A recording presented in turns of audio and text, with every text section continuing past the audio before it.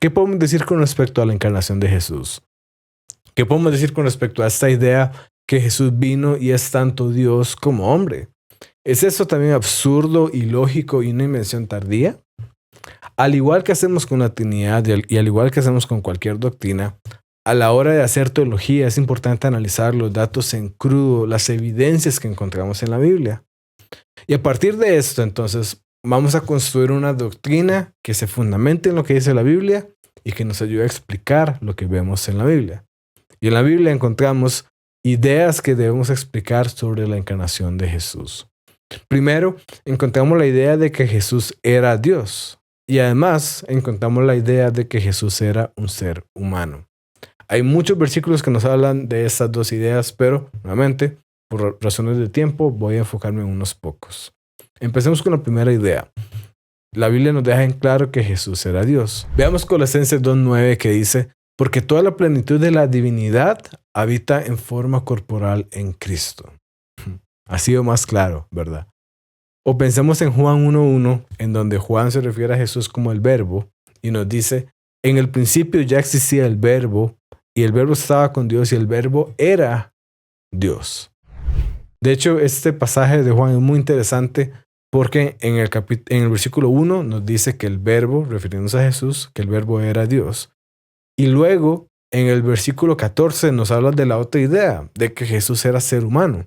El versículo 14 nos dice, y el Verbo se hizo hombre y habitó entre nosotros, y contemplamos su gloria, la gloria que corresponde al Hijo único del Padre, lleno de gracia y lleno de verdad. También Romanos 5:15 nos recalca que Jesús era hombre al afirmar, pero el pecado de Adán no puede compararse con la gracia de Dios, pues si por el pecado de un solo hombre murieron todos, cuánto más el don que vino por la gracia de un solo hombre, Jesucristo, abundó para todos.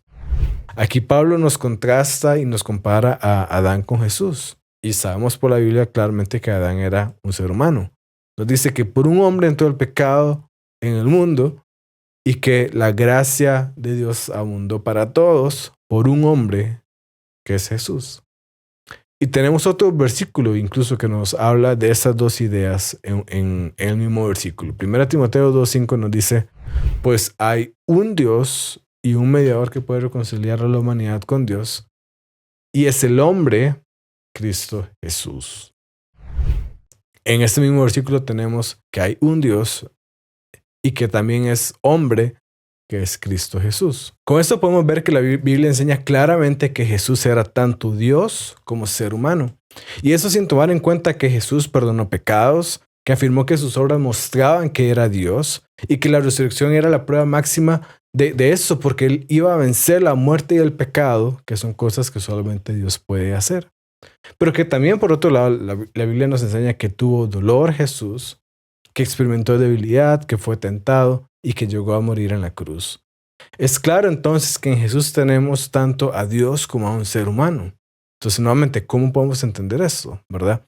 No es que Jesús se convirtió en dos personas distintas. Esto no está de acuerdo con lo que nos enseña la Biblia. Tampoco es que lo divino se convirtió en humano. Porque si lo divino se convirtió en lo humano, deja entonces de ser divino. Y esto es absurdo porque Dios no puede dejar de ser Dios. Eso es contradictorio. Pero además, la Biblia no dice que el verbo cambió, que se mezcló o que se abandonó su naturaleza divina al entrar en unión con la naturaleza humana. Entonces, ¿cómo podemos entender esto? Y realmente creo que la mejor forma de poderlo entender es de la siguiente manera. Tenemos esta ilustración de la Trinidad en la que vemos que la Trinidad es un qué con tres quiénes. Una naturaleza, tres personas distintas. Es un Dios con tres personas distintas. Así era desde la eternidad. Y luego en la encarnación de Jesús lo que pasó es que la segunda persona de la Trinidad, el Hijo, adquirió otra naturaleza y esta naturaleza es una naturaleza humana. Entonces desde la eternidad tenemos un qué con tres quiénes y luego en la encarnación de Jesús tenemos que el segundo quién adquirió otro qué, ¿verdad? El Hijo, la segunda persona de la Trinidad, tiene dos naturalezas.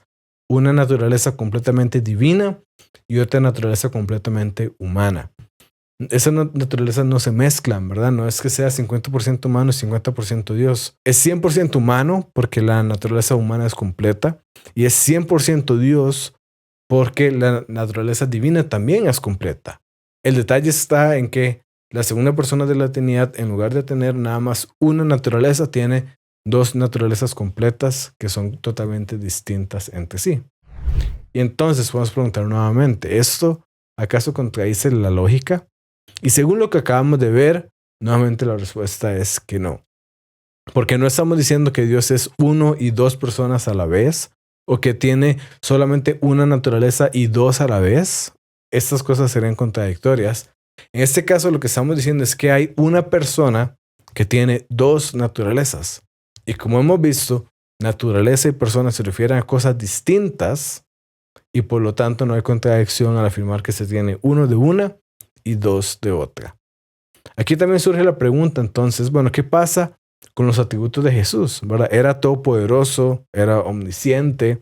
O incluso con cosas como, bueno, Jesús se cansó o tuvo hambre. Y la respuesta está en que cuando hablamos de Jesús, si queremos ser precisos, hay que clarificar con respecto a cuál naturaleza estamos hablando. Podemos decir que Jesús era omnisciente, omnipotente y que no se cansa ni tiene hambre según su naturaleza divina. Mientras que no es omnipotente, no es omnisciente y se cansa y tiene hambre según su naturaleza humana.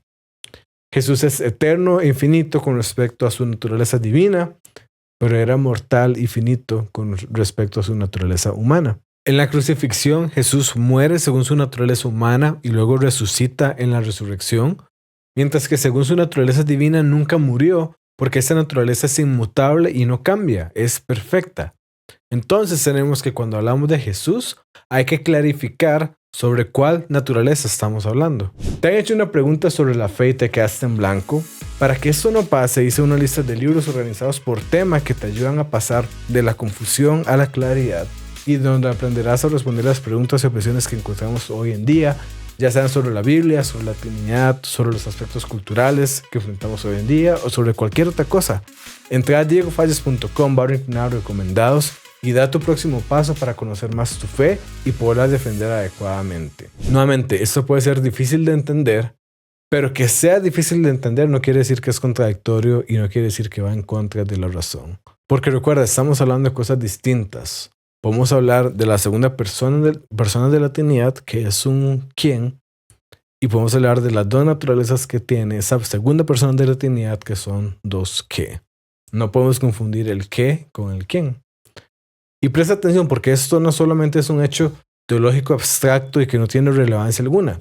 De hecho, eso está en el centro del Evangelio y de las buenas noticias de la salvación, porque eso depende de la encarnación de Jesús.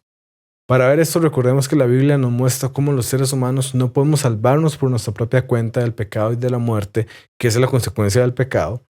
Dios es perfectamente justo y todos nosotros hemos fallado y no podemos cumplir el estándar perfecto de Dios. Entonces vemos que para poder salvarnos se necesitaba alguien que fuera tanto divino como humano. Se necesitaba que fuera humano para poder ser nuestro representante, ¿verdad? Y que la salvación aplicara a nosotros. Pero también se necesitaba alguien que fuera divino para que pudiera vencer el pecado a la muerte y así salvarnos. Solamente al ser Dios podía vivir sin pecado y solamente al ser humano su sacrificio aplica a la humanidad.